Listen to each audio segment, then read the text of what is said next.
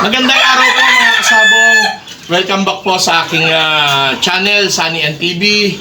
At mga kasabong, ngayong araw na to ang ating content ay patungkol sa sa amoy ng ating manukan, lalo na katulad ko kayo na backyard breeder. Itong content natin na to ay para sa inyo, para makatulong at para magbigay kaalaman, konting kaalaman para sa inyo, no? Hindi ko naman sinasabing gawin nyo to. Salamat kung inyong i-accept tong aking tip, at salamat din kung inyong ibabasura, dahil itong ibabahagi ko na to ay para lang sa mga namomroblema sa amoy ng mga ipot ng kanilang mga manok, no? Sa backyard manukan nila. Kasi nga maliit lang yung space natin, talagang marami tayong manok, puro nakakulong. Ito na po ang solusyon para po sa inyo, no? Subaybayan nyo lang po hanggang dulo ang aking video ngayong araw na ito, at maibabahagi po sa inyo ang konting kaalaman, no? Una, mga kasabong, kailangan lang natin ng pusot, no? Yan, pusot. Yan. Ito yung medyo pinong pusot. Mas pinong-pino, yung parang buhangin, mas maganda, no? Mga kasabong. Kaya lang, ako naman dito sa lugar namin, medyo malapit lang sa akin yung gawa ng kuha na ng pusot. Kaya kahit na sa akin medyo may mahahabang ganito, okay lang. Yan. Kahit may mahahaba, okay lang yan. Ito, pino at saka may mahaba, kusot pa rin yan.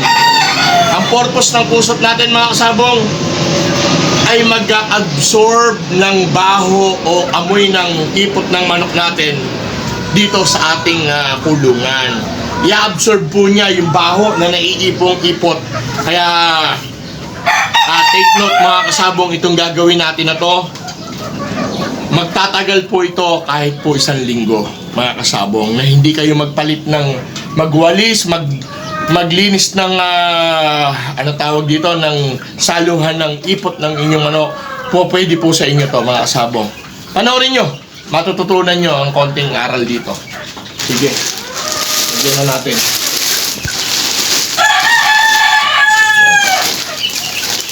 Yan, ang aking pamangkin, no? Siya na ang maglalagay ng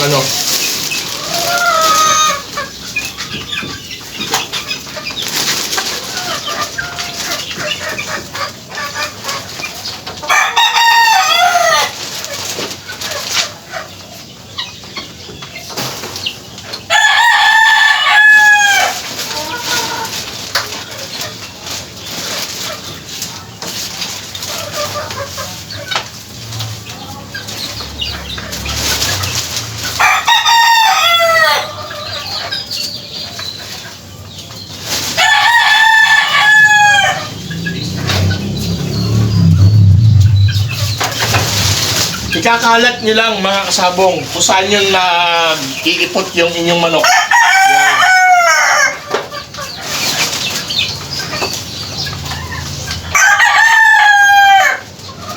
Yan, okay na yan. Tapos ilalagay nyo na po dito sa ating sahuran. Ipopwesting nyo kung saan nyo iipot yung inyong mga manok.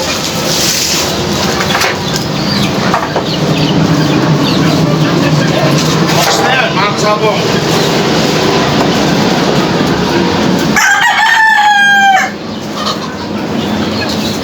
yan.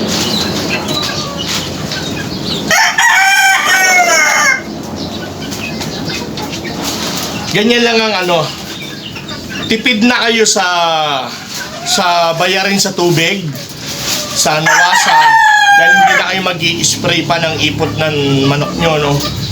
Dati, nakita nyo naman, araw-araw, nag-i-spray ako ng ipot ng manok, diretso sa kanal. Ngayon, nakatipid ako, mga kasabong. Alam nyo kung bakit? 5 araw akong hindi gumagamit ng tubig. Dahil every 1 week ako magpalit nito, mga kasabong. Yan. 5 days hanggang 1 week. Yan. Pagka na may nakita kong puno na ng tayo yan, okay na. Nagpapalit na ako. Yun. 5 days hanggang 1 week. Palit na kayo. Pwede rin naman to kung pino yung kusot na nakuha nyo mga kasabong. Pwede rin naman yan kung hirap kayo sa kusot, kumuha ng kusot, bumili ng kusot. May tip pa ako para sa inyo mga kasabong. Ang kukunin nyo yung pino na kusot, yung parang buhangin. Tapos ilalagay, gagawin yung ganito. Sasahod nyo sa taian ng manok.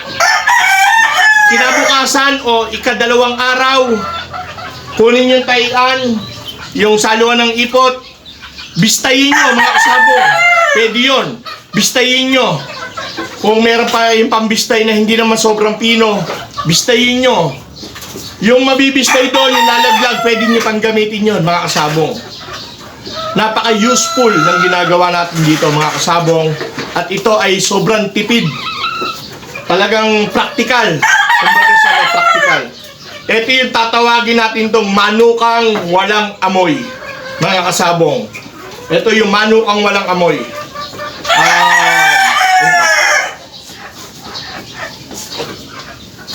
Talagang ganito na yung ginawa natin. Bumili lang ako ng akin na yung lahat. Dito, para ito dito sa saluhan sa second floor, no? Kaya bumili ko ng marami nito mga kasabong. Lahat yan, binili ko na. Hindi na ako gumagamit ngayon ng spray ng tubig. Dati bumili pa ako ng pressurized na motor para malakas. Ang laki naman ang ginagastos ko sa kuryente. Tubig, kuryente, dalawang bayarin pa. Na-discover ko to, napag-aralan ko.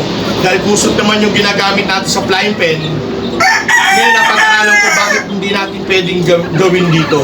Kaya ginawa ko, sinubukan ko. Sobrang epektibo mga kasabong. Ayan. Kaya palagyan ulit natin ng kusot yan sa bata ko. Para ilagay naman natin dito sa sa second floor.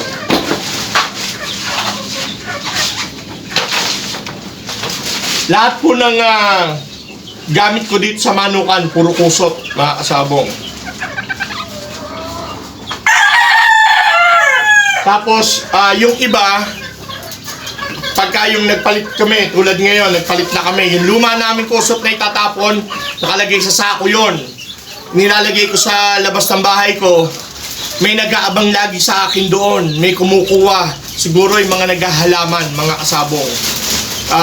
Ginagawa nilang, hindi ko alam kung ano, paano nila ginagawa. Fertilizer. Pero siguro yung luma akong kuso, baka hinahaluan pa nila ng ibang chemical para magamit sa fertilizer. Kaya useful talaga mga kasabong, useful. Hindi ko ipagdadamot tong na-discover natin. Talagang gawin nyo. Talagang kahit ano yung alaga nyo. May parating ako na rabbit. Ganito rin ang gagawin natin sa rabbit ko. Kusot din. Talagang epektibo. Nasubok ko na. Less pagod. Less bayarin sa tubig, less bayarin sa kuryente dahil gumagamit kayo yung pressurized na motor. Ito, tipid na tipid.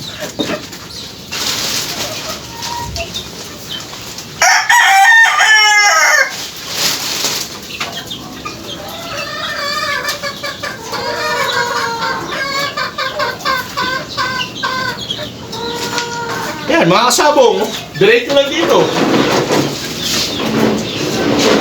Ganun lang, simple-simple yan. Simple-simple.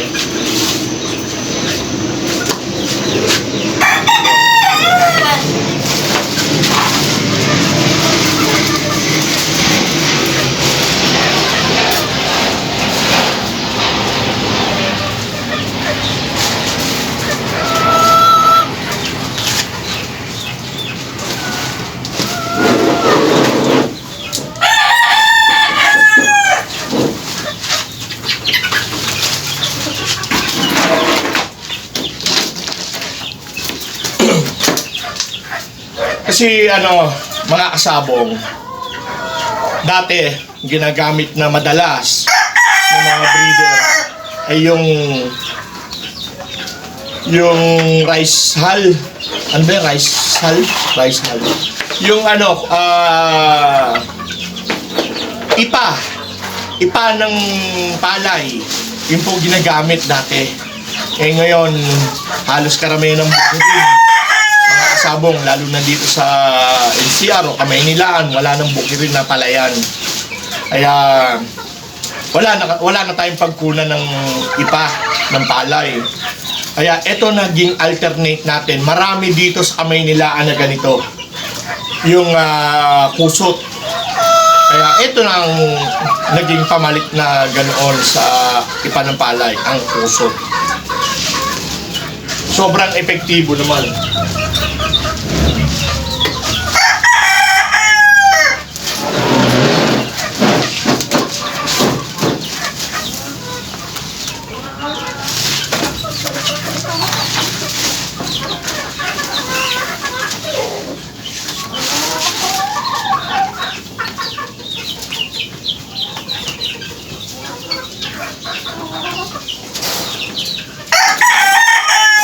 Sabong, sa aking mga kulungan sa flying pen, ang ginagamit ko dati, di ba, buhangin, pinalitan ko yan ng kusot. Kaya lang yung kusot na malalaki, yung hibla, yun ang ginagamit ko sa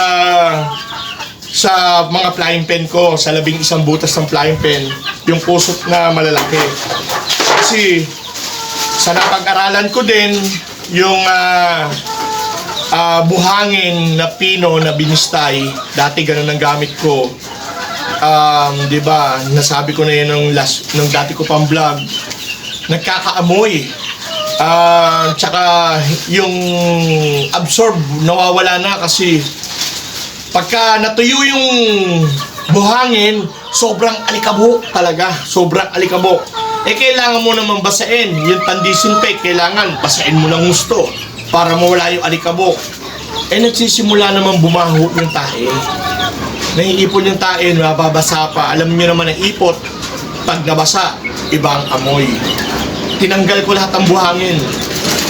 Ang pinalit ko, puso.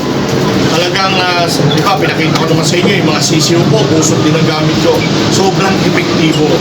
Kaya sa mga ganitong kulungan, ang tip ko sa inyo, yung medyo pino. Pagka yung sa mga flying pen naman, o sa basta maluwag na range na sisiw, o kung wala ka, di ba, wala kayong mga lupa dyan na paggagalaan ng sisiw, kahit indoor na maluwag, yun ang pinaka-range natin. Gamitin nyo to, kusot, mga kasabong. Sobrang epektibo. Hindi kayo maaamuyan sa loob ng bahay nyo. Walang amoy. Pero lang, siyempre, kung puno na yan, kung talagang parang may expiration din ng kusot pagka may dumi na siya ng ipot na manok. Kaya ingan, sa naobserbahan ko, 1 week. Sa flying pen naman, sa range, ang pinakamatagal ko is 2 weeks. Palit na ako. Kaya yun, mga kasabong, napakalaking tipid nito. Sana, mga kasabong, sa idea natin na to, sana po nakapagbigay aral tayo sa mga baguhan at saka sa mga namumroblema sa amoy ng kanilang ipot ng manok sa kanilang bakuran, no? Ito na po ang tamang solusyon. Ito na po ang pwede nyong pakinabangang tip, no? Hindi ko naman pinagyayabang. Ang sa akin lang, isineshare ko lang po sa inyo, sa aking mga kasabong, ang aking konting nalalaman, para naman lahat po tayo ay makinabang, no? Nawa po ay nakapagbigay ako ng aral sa inyong lahat, mga kasabong. Sana po, mga kasabong, no, may pakiusap si Sunny TV. Huwag po natin skip yung aking ads sa aking video para yun itulong nyo na po sa akin, mga kasabong. At syempre, bago magtapos ang ating video ngayong araw na to, sa mga ngayon pa lang nakapanood ng video na to, Please po, pakisubscribe ang aking YouTube channel. Itong channel na inyong pinapanood. Pakisubscribe na po. Pakipindot ang subscribe button. Pakipindot na rin po ang notification bell para po updated po kayo sa lahat ng aking videos na ilalabas ni Sunny NTV, no? Yun lang po at hanggang dito na lang po ang aking episode ngayong araw na ito. Pagpalain po tayo ng Panginoon, no? Nawa po, nasa mabuti kayong kalagayan. Lagi po sinasabi ni Sunny NTV, mag-iingat po tayo palagi and long live po sa inyo lahat. God bless you all.